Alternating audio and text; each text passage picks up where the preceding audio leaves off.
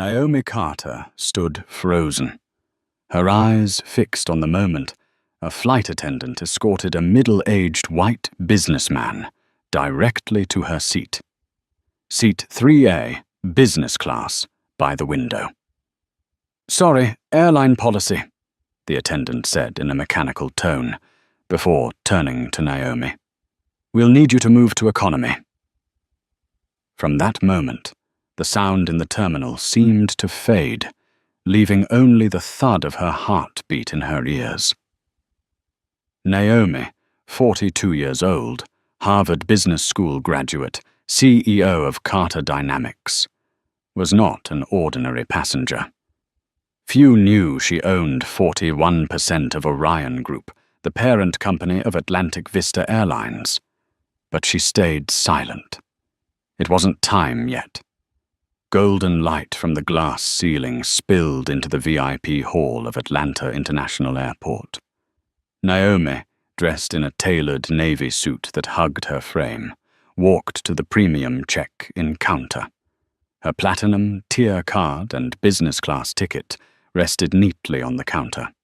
The staff member who greeted her was a young blonde woman named Brittany Shaw, about 24. Her formulaic smile faltered when her eyes skimmed Naomi's face. "The economy counter is over there, ma'am," Brittany said, pointing toward the long line in the distance without even glancing at the ticket. Naomi offered a faint smile, one she had worn often in the face of mistaken assumptions. "I'm flying business class." The ticket and ID slid across the counter. A flicker of awkwardness crossed Brittany's face as she verified the information. No apology, just the mechanical act of printing the boarding pass and sliding it back. The thick carpet and warm lighting did nothing to dispel the chill in her gaze. Derek Mullen, the lounge gate attendant, blocked her way. "Sorry, this area is for business class passengers and platinum members," he said, speaking slowly as if to a child.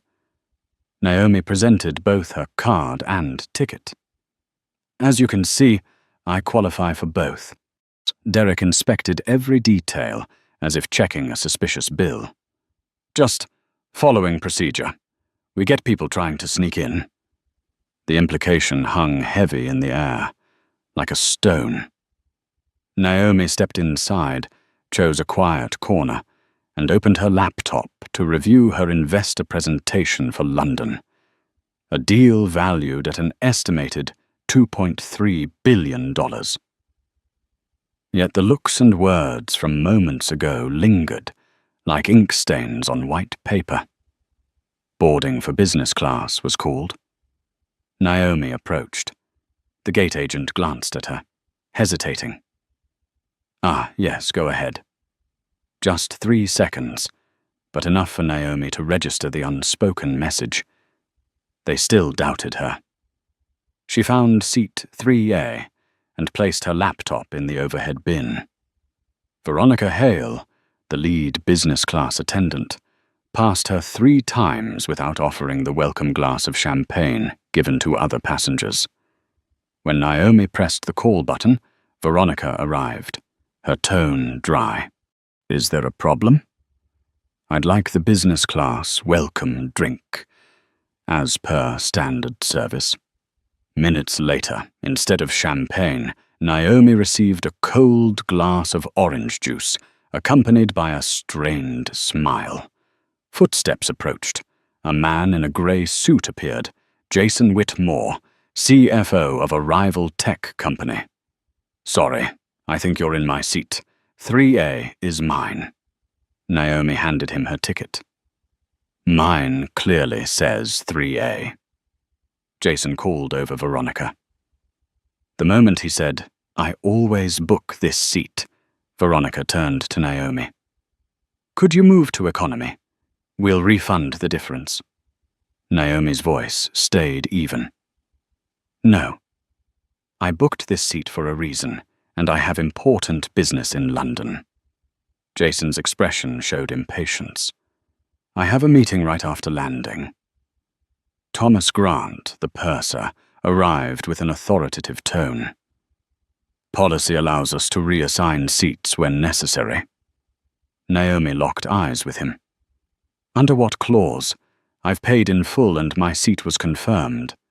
Crew discretion, Thomas replied vaguely.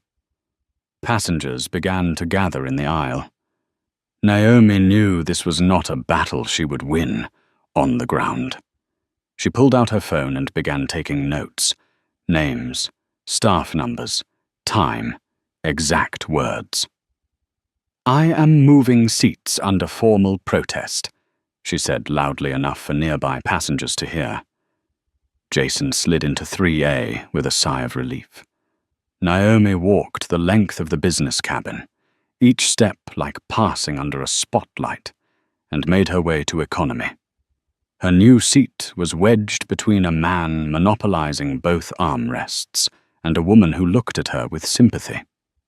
The woman leaned over. What they did to you was wrong. Naomi gave a slight nod. Instead of lashing out, she opened her laptop. A new email popped up from Alison Rowe, the Orion Group board secretary. Emergency meeting upon landing. Naomi's lips curled into the faintest smile. No one in business class knew that true power had just walked back to economy. The jet engines began to hum lower, the Airbus A350 shuddering slightly as it taxied toward the runway. Naomi sat in seat 17B, the fluorescent light casting a cold sheen across her face. The smell of worn seat plastic mingled with the faint bitterness of watered, down coffee drifting from the forward cabin. Each soft ding of the seatbelt signal sounded like the slow drumbeat of a match whose outcome had already been decided. She opened her laptop, but not to work. Instead, Naomi logged into Orion Group's internal executive system, access granted to only 4 people in the entire corporation. She scrolled to the flight ops, personnel data section, and entered the names: Thomas Grant, Veronica Hale, Brittany Shaw, Derek Mullen, Jason Whitmore. In seconds, the screen filled with information: personnel files, complaint histories, customer service performance scores, even internal disciplinary notes. Thomas Grant, 12 years of experience, 3 official warnings for unprofessional conduct, and an ongoing investigation into preferential treatment of passengers based on personal relationships. Veronica Hale, 6 years of service, customer ratings down 14% over the past 18 months. Jason Whitmore, not an employee, but Naomi recognized his name from the short list of competitors bidding for a $450 million cybersecurity contract Carter Dynamics was pursuing. A thought flashed. Could this really be coincidence? The intercom crackled to life as Thomas announced, "We are approaching cruising altitude. Passengers may now use approved electronic devices in airplane mode." Naomi tapped open the secure satellite communication app and called the Thiel 01 line, the direct office of the chairman of the board of Orion. "Alison, connect me directly to the executive board. Right now. Right now. I want everyone, including legal."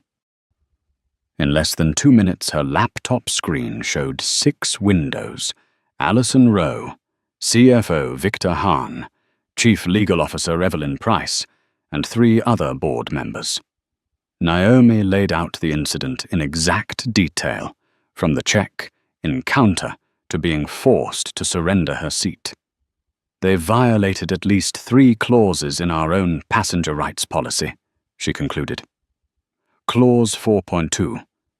Commitment to honored confirmed seating.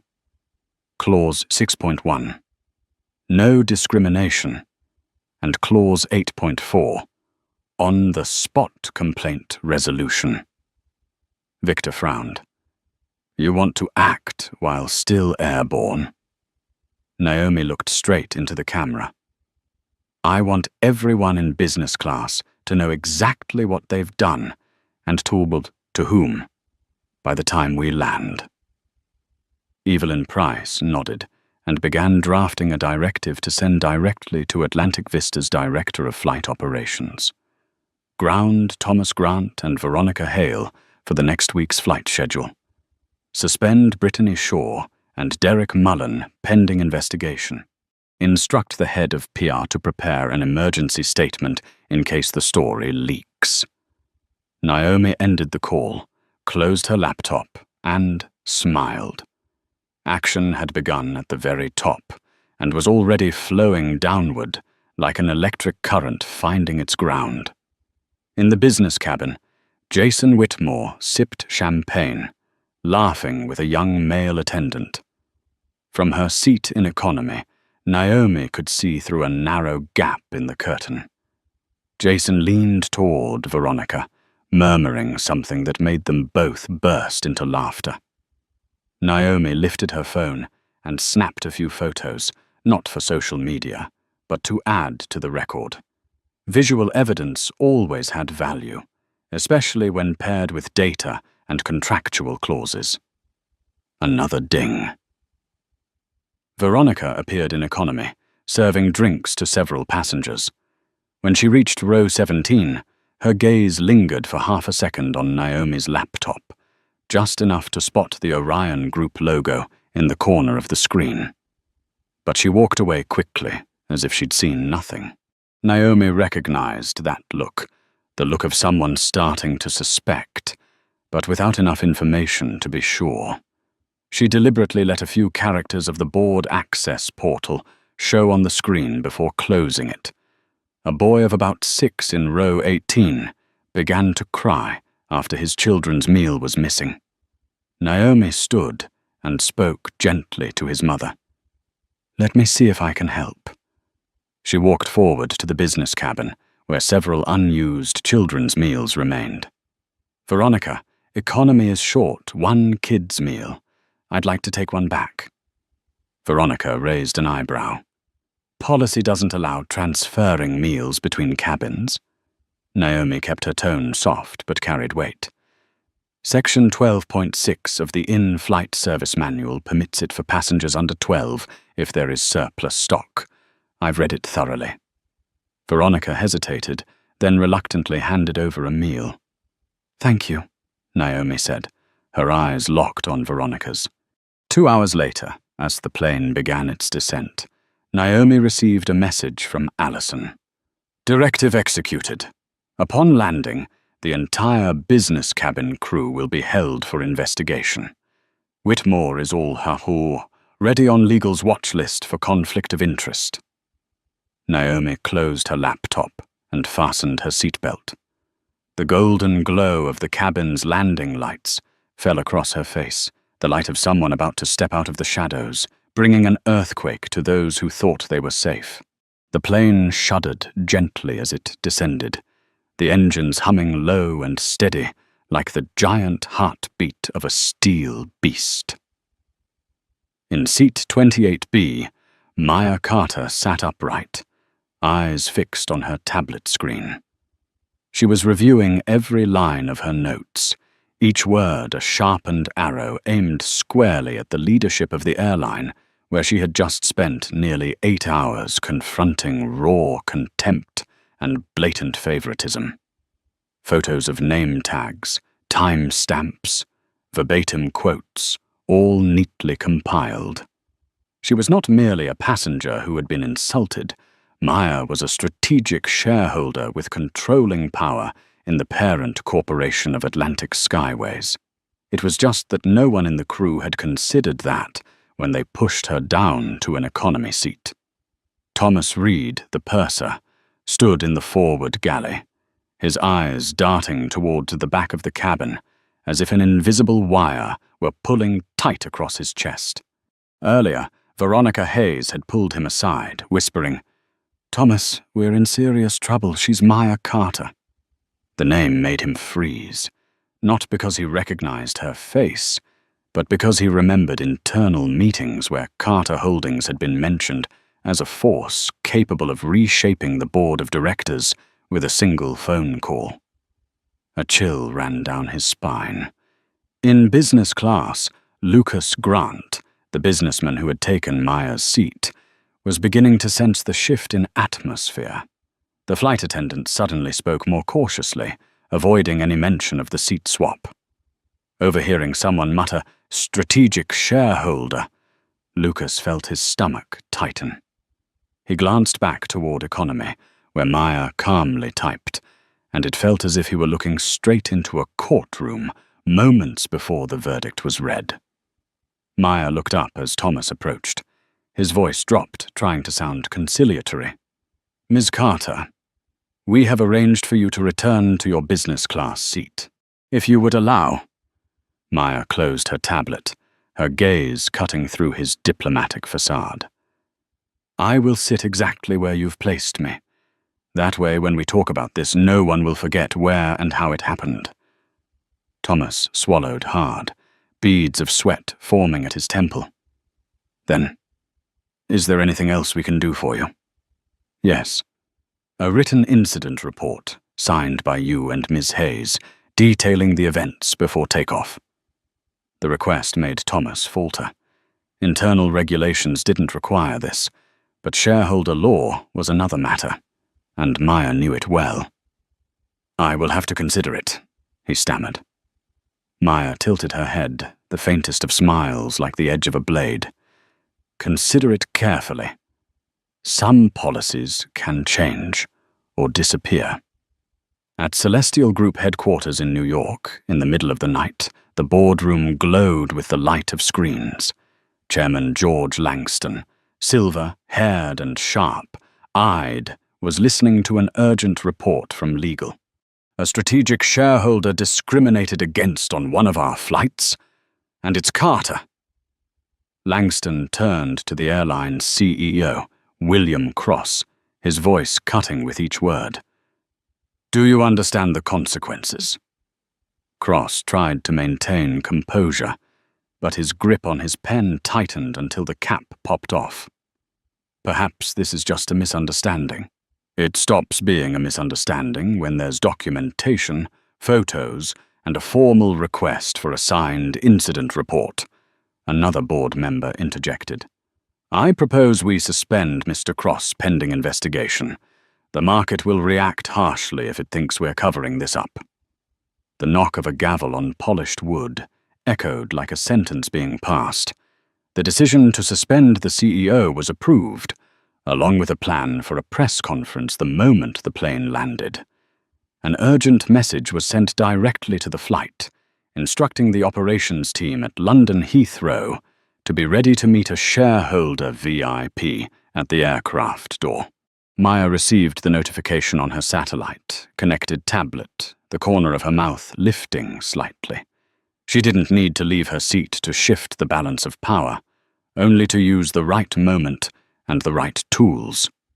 She recalled Clause 14.3 of the shareholder charter. "The board may convene an extraordinary meeting if the conduct of employees causes significant harm to the reputation of the corporation or the interests of a strategic shareholder."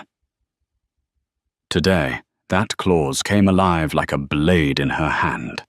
The plane jolted again as it cut through a thick layer of clouds. The cabin lights shifted to a warm golden hue, signaling landing. In economy, a few passengers began to glance at Maya differently, a mix of respect and curiosity. Gabriela Ortiz, the woman seated beside her, leaned over and whispered, "I don't know who you are, but I have a feeling this isn't going to end on the plane." Maya turned to her, softly. "You'll see." The captain's voice came over the intercom, more formal than usual. "Please be advised, upon landing, a VIP passenger will disembark first. We appreciate your cooperation." Lucas heard it and felt sweat bead on his forehead. He knew that VIP didn't mean him, and a cold dread ran through him, like signing a contract without reading the penalty clause. Maya looked toward business class, her eyes locking on him for a brief second before turning away. In Lucas's mind, only one thought remained. I picked the wrong person to cross. As the wheels touched the runway, Maya closed her tablet and straightened her blazer. The moment the door opened, the white light of the airport spilled in, reflecting off a line of dark suits waiting just outside. The jet bridge connected directly to the cabin, signaling a reception, or perhaps a hearing, was about to begin. And this time, Maya Carter would not be the one asked to give up her seat. The aircraft door swung open, and the cold air from the tarmac rushed into the cabin like a fresh wave washing away the stifling atmosphere inside. Maya Carter rose slowly, deliberately turning each movement into a measured beat. The click of her suitcase wheels on the cabin floor echoed like the opening drums of a performance. In business class, Lucas Grant avoided her gaze, his head bent low as if searching for something in his bag, but his hand trembled slightly. Just outside the door, a group of 4 people in dark suits stood waiting. At the front was Martin Hale, Atlantic Skyway's European Regional Director, his expression grave. Behind him were 2 members of the legal department and an assistant holding a notepad. Martin extended his hand, but Maya responded only with a brief nod. There was no warmth here, only protocol. A small camera mounted on the assistant's shoulder was already rolling, its red light blinking. "Ms. Carter," Martin began, his voice rough, as if rehearsed during the flight. "We apologize for the incident on this flight. The leadership team has received the report, and," Maya cut in, her eyes sharp as a blade. "Not an incident. This was systemic discrimination. I have preserved all evidence, including the violations of passenger rights policy, sections 4.2, 6.1, and 8.4. I expect your written account to be accurate to the word." The legal assistant hesitated at the precision of her citation. It was clear they were facing someone who not only knew her rights, but knew how to wield them like a weapon. The escort led Maya through the jet bridge. At the other end, a cluster of reporters was already waiting, cameras and microphones raised high.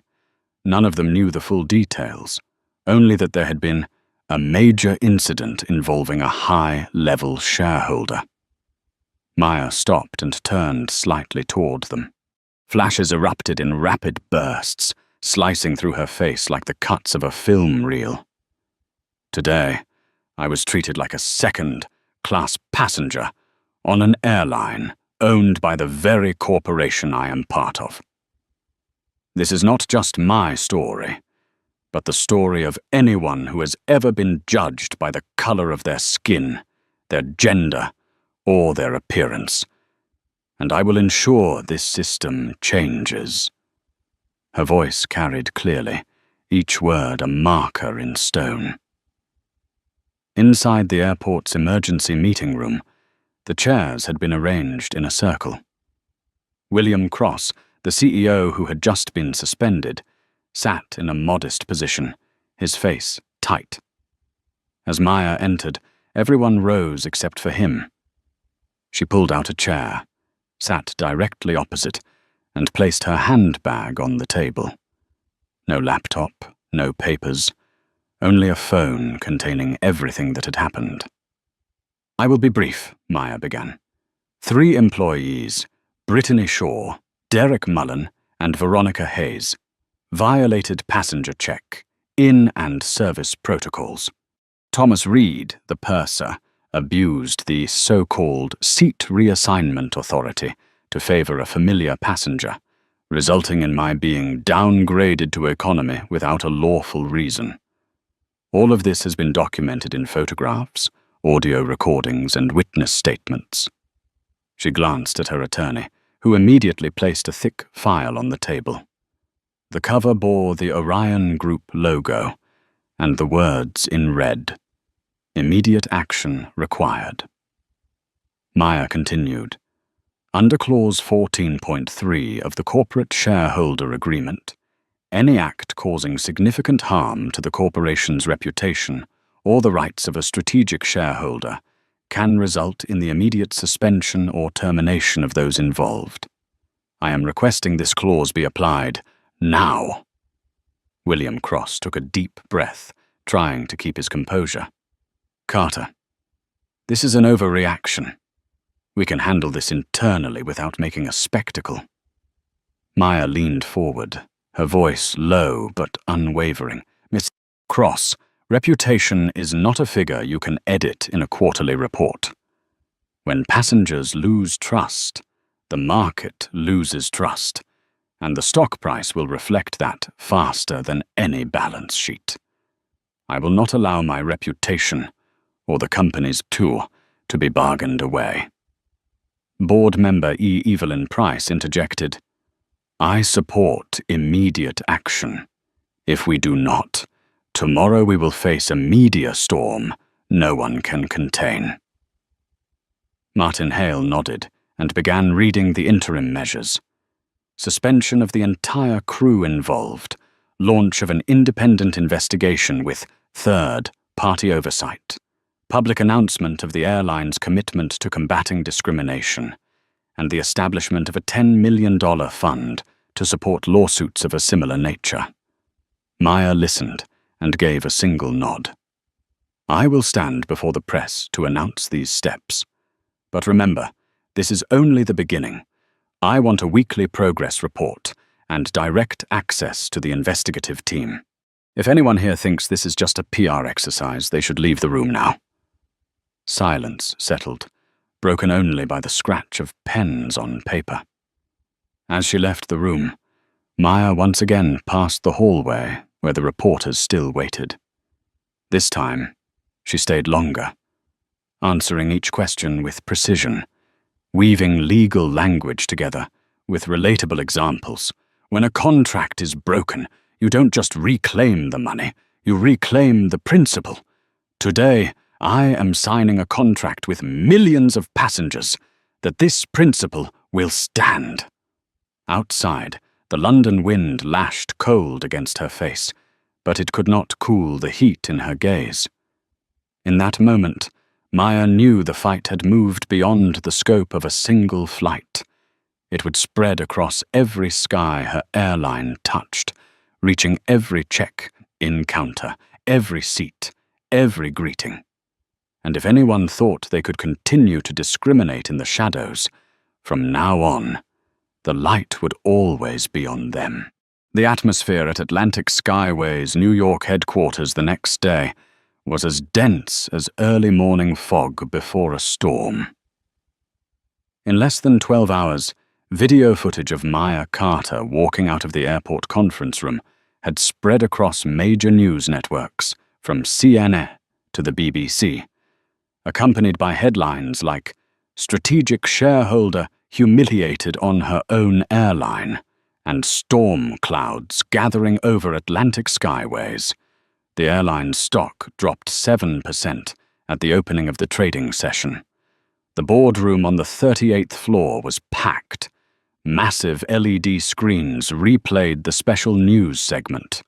Footage of Maya quoting Clause 14.3 of the Corporate Shareholder Agreement, with the subtitle, Immediate Action Required, looped over and over. George Langston, the chairman of the board, stood at the head of the table holding the latest report from the investigation team. We have preliminary results, he said firmly. The 4 employees suspended yesterday all have prior complaints related to preferential service. Thomas Reed and Veronica Hayes have violated seat reassignment protocols at least 5 times in the past 12 months. A board member asked, Is there evidence they knew who Carter was before reassigning the seat? The head of the investigation team replied, There is no direct evidence. But their behavior and comments suggest bias based on appearance and false assumptions about a passenger's status. Maya sat at the far end of the table, quietly listening to every word.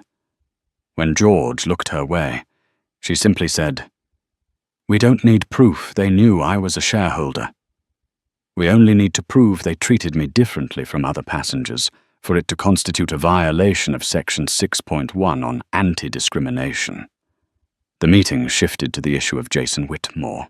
The legal department reported that Whitmore's company was currently bidding for a $450 million cybersecurity project, directly competing with Carter Dynamics. "Clear conflict of interest," Maya noted, her voice like a blade. "I want his bid disqualified immediately under the Fair Competition Clause in the tender contract." No one objected. That afternoon, Maya attended a press conference at the Four Seasons Hotel. Dozens of microphones were stacked on the podium, flashes from cameras strobing across the room. She appeared in a white suit, hair neatly tied back, her expression resolute. "I'm not here to tell just a personal story," Maya began, her voice carrying. "I'm here to say that every passenger, whether a shareholder or an ordinary traveler, deserves to be treated with equal respect. Atlantic Skyways will change. Starting today, we will implement 4 measures. 1. Mandatory training for all employees on non-discriminatory service. 2. The creation of an independent complaint handling unit that reports directly to the board of directors. 3. Public disclosure of violations and disciplinary actions. 4. The establishment of a $10 million fairness fund to support lawsuits related to discrimination in aviation." Her voice slowed and deepened on the final sentence. "I want every employee to understand that fair service is not just policy. It is an ethical responsibility and a condition for this company's survival." In the hall, applause spread like a fast-moving wave. Some reporters stood as they scribbled notes. The next day, passengers began sharing their own stories on social media using the #FlyFair. One person posted, "I was once denied an upgrade despite having enough points, while someone else was given priority just because they knew the flight attendant." Boom. Stories like this flooded Twitter, Facebook, and LinkedIn. The Atlantic Skyways brand was pulled into the center of the storm. But this time, Maya harnessed the wave as momentum. Under her direction, the PR department responded quickly, confirming that each reported incident would be investigated and progress publicly posted on the airline's website. Internally, Martin Hale convened all regional managers to roll out the new directives. From now on, any seat reassignment must include a stated reason and be entered into the CRM system within 10 minutes. Any instance of preferential treatment without a valid reason will result in immediate suspension. The abrupt shift left some employees unsettled, but it also began inspiring those who had once stayed silent. A young flight attendant emailed Maya, "Thank you for doing this. We've seen too many unfair cases, but no one dared to speak up." Maya read that email near midnight in her temporary London office. Outside, rain tapped steadily against the glass. She leaned back in her chair, eyes tired but sharp. She knew this fight was far from over. It had only just begun. The goal was not just to fix Atlantic Skyways, but to set a precedent so other airlines would think twice before repeating such actions.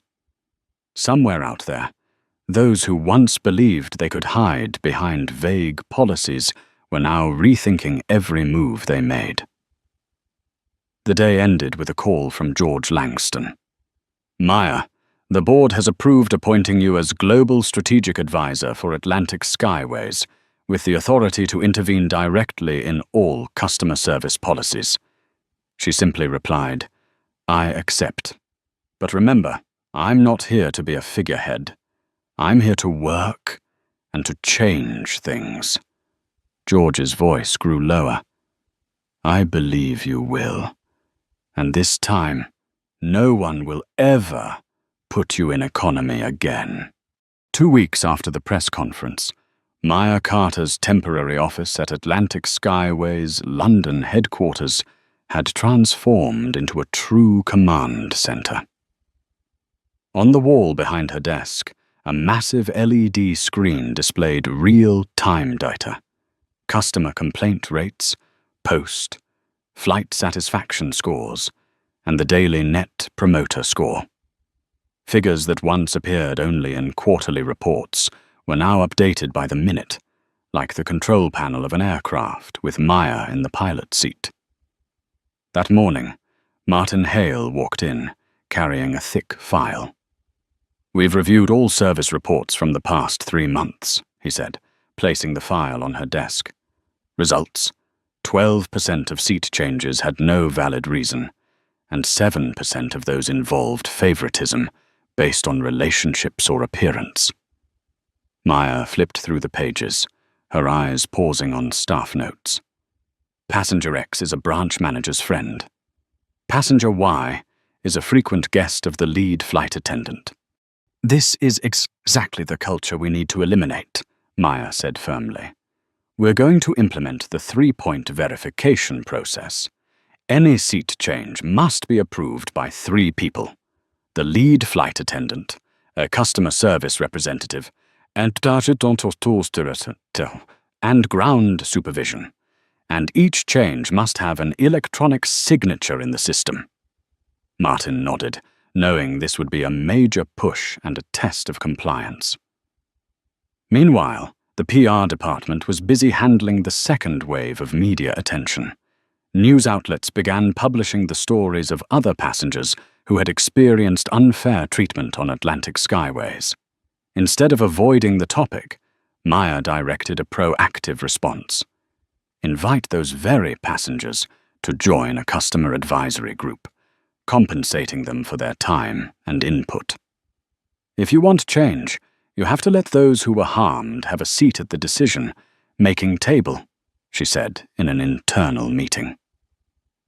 One afternoon, Maya accepted an invitation to speak on BBC World News.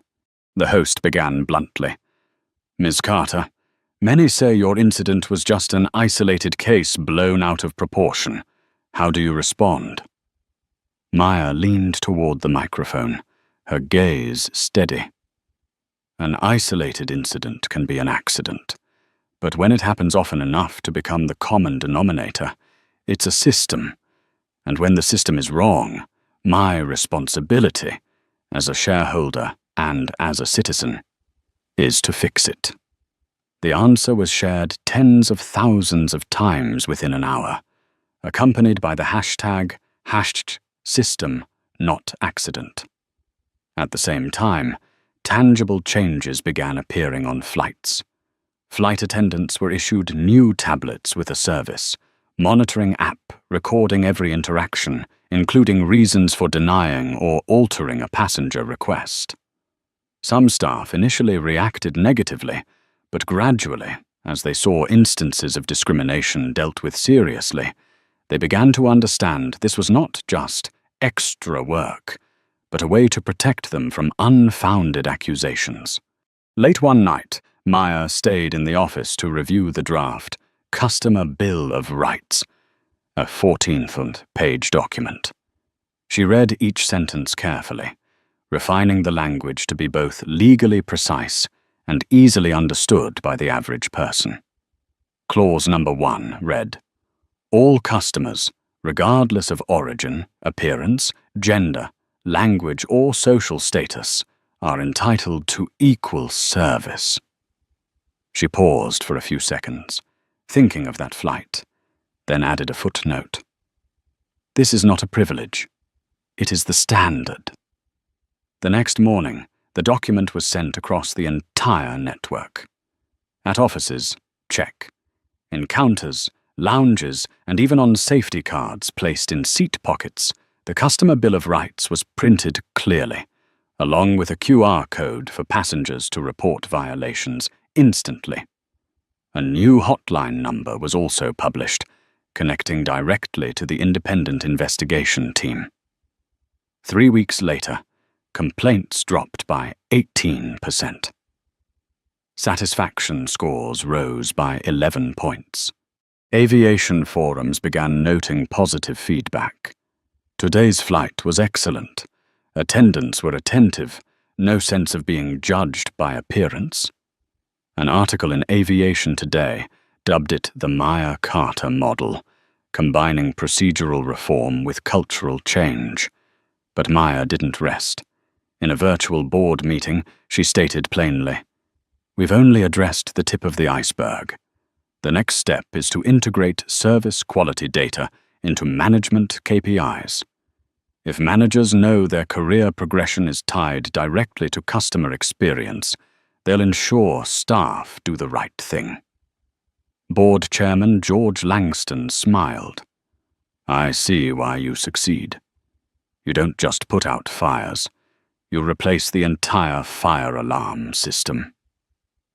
By the end of the month, Meyer was invited to speak at the International Conference on Aviation Fairness in Geneva. In her speech, she recounted her story, but instead of focusing on being downgraded, she spoke more about the ripple effect, from internal changes at Atlantic Skyways to influencing other carriers, as some competitors began adopting their own customer bill of rights. Real power, she concluded, doesn't come from owning shares, but from using those shares to set a new standard, one no one dares to reverse. Returning to London, Meyer stood at her office window, looking down at the bustling streets. Spring rain fell lightly, reflecting golden light on the sidewalks. Her phone buzzed, a message from a young flight attendant she had met on that fateful flight. "Ms. Carter, today I helped an elderly passenger switch seats to sit next to his wife, and no one argued. I thought you'd want to know." Meyer smiled softly. Big changes often start from moments like this, and she knew the journey was far from over, but the aircraft named Atlantic Skyways had changed course and was now flying true. 6 months after the incident, Atlantic Skyways' New York headquarters had taken on an entirely different look. The first floor lobby, once adorned only with airplane photos and route maps, had been replaced with daily updated fairness index boards, complaint rates, response times, and customer satisfaction scores. Anyone walking in, from security guards to board members, all saw those numbers first. Meyer-Carter returned to New York to attend the Reform Progress Review meeting. Stepping into the 40th floor conference room, she found George Langston, Martin Hale, Evelyn Price, and all department heads already seated. On the large screen, charts compared pre- and post-reform results. Incidents of discrimination, related complaints had dropped 42%. The Net Promoter Score had risen by 19 points, and last quarter's revenue had hit the highest in the company's history. George stood, pointing to the chart. "These numbers prove that change is more than a slogan. We are seeing real business benefits when fairness becomes the standard." Meyer showed no sign of self-congratulation. She knew numbers were only part of the story. The rest was about people. "I want to hear from those who work directly with customers," she said. Martin signaled to an assistant, and the screen played a video of employees from different departments: flight attendants, ticket counter agents, maintenance crews. A young flight attendant said, "Now I feel protected when I do the right thing. There's no longer pressure to give special treatment to a manager's friend or an unofficial VIP. A ticket agent shared, "We've been trained to treat every passenger the same. It's a relief to know every decision is transparent and recorded." When the video ended, Maya shifted the discussion to phase 2 of the plan. "We've changed policies and procedures. Now it's time to change the way the entire airline industry views this issue." She presented the Open Skies Fairness Alliance, a voluntary coalition of airlines to share data, service standards, and violation handling mechanisms.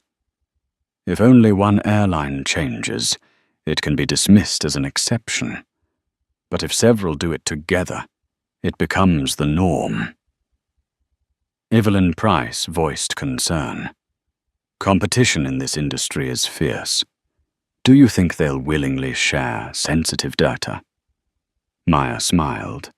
"We're not sharing trade secrets, only service fairness data and customer survey results. And we'll make it public. Transparency will become the new competitive advantage." The board approved the initiative, and within 2 months, 3 other airlines, 1 in Europe and 2 in Asia, had agreed to join. Newspapers called it the Fair Skies Movement, and Aviation Today described Maya Carter as the architect of a new standard in international airline service. At the same time, top business schools began inviting Maya to lecture on crisis management and change leadership. Speaking at Harvard, she told her story, but emphasized the lesson. Real power isn't in sitting in the first seat on a plane, it's in ensuring every seat is treated the same. Students rose to their feet in applause, and many approached her for mentorship on social equity driven startup projects. At Atlantic Skyways, positive results continued to multiply. The employee engagement score rose 25%, voluntary turnover nearly halved, and internal surveys showed staff felt empowered to speak up against injustice, knowing the system would protect them. One late evening, Maya received an email from an elderly passenger. He recounted that on a recent flight, after being told his pre-ordered meal was unavailable, a flight attendant found an alternative within minutes and offered a sincere apology. "I don't know if this is because of what you've done, but I wanted to thank you," he wrote. Maya read the message and smiled softly. Small stories like that were the true markers of a cultural shift.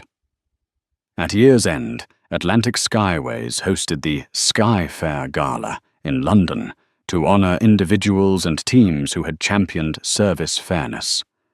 Maya took the stage to present the Equity Champion Award to a group of flight attendants who had intervened to protect the rights of a disabled passenger against an unreasonable request from another customer.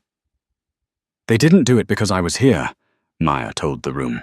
"They did it because now, it's simply the natural thing to do."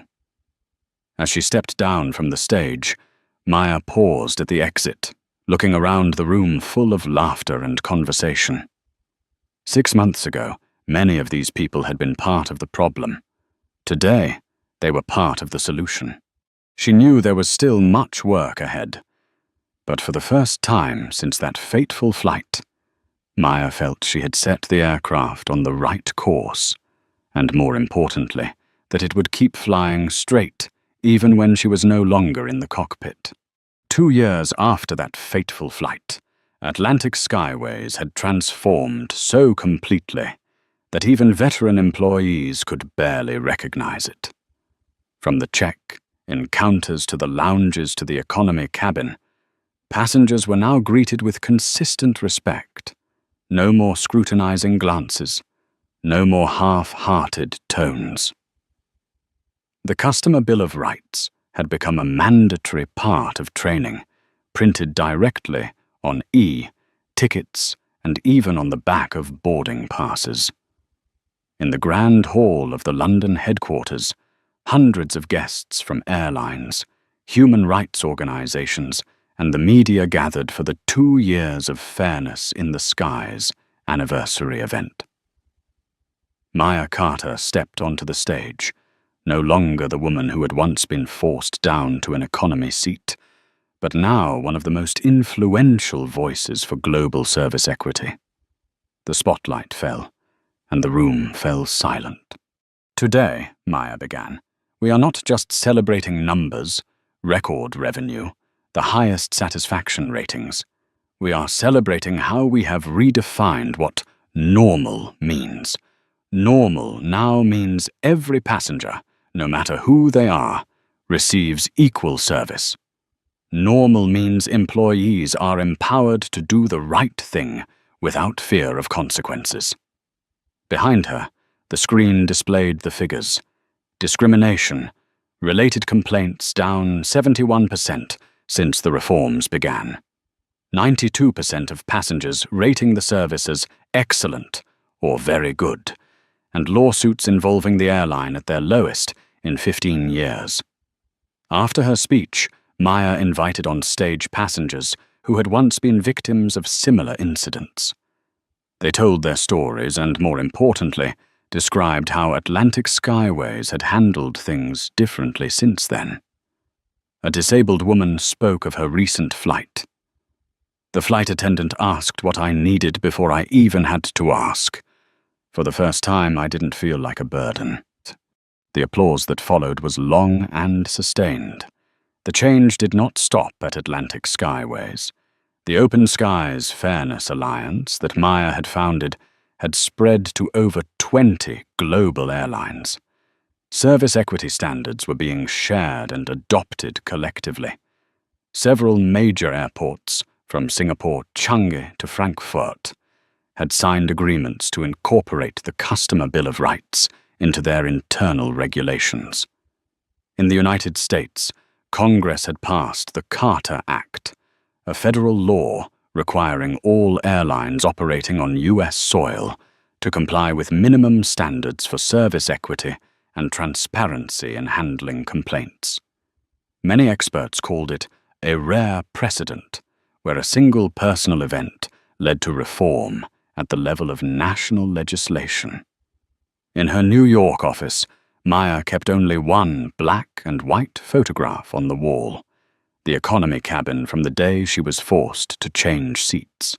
Seat 17B, a pale glass of orange juice, and the scene of passengers absently staring out the window. It was a reminder that every change begins with a small injustice, if someone is willing to turn it into action. One late afternoon, as she was about to leave the office, Maya received a video call from a young flight attendant in Johannesburg. "Ms. Carter," he said, his voice full of emotion. "Today I refused a passenger's request to switch seats without a valid reason. I did it because I knew the system was on my side. Thank you." Maya smiled and replied, "Don't thank me. Thank yourself for choosing to do the right thing." Maya's life had changed as well.